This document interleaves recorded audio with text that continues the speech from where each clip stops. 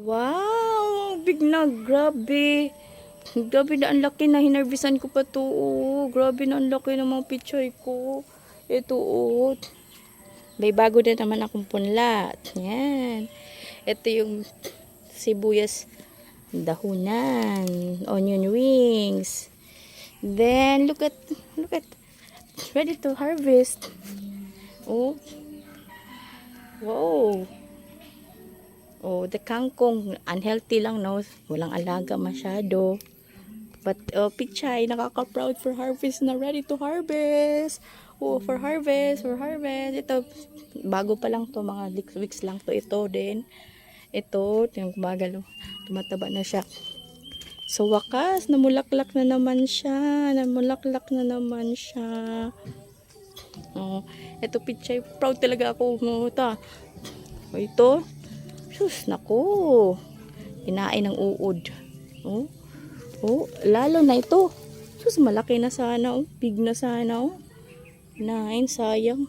Oh. This is part 1 of my plants. This one. But the nose. That's hanging. This is sibuyas. This two dual purposes. This is sibuyas, kamatis. This sibuyas, the onion rings, and bell pepper. Big na, oh. This one, oh. Double purposes yan. May bell pepper, may sili, pichay. Yung iba lito namatay lang. Oh, double purposes, oh. Ito naman isa part 2. Part 2 na ang garden ko. Ito yung sa labas ng bahay. Ito, yung bagong tanom ko na patola to. Dadagdagan ko pa siya. Then, this is the bonggang garden. Patola while wala ito. Dalawang talong buhay. Sibuyas din.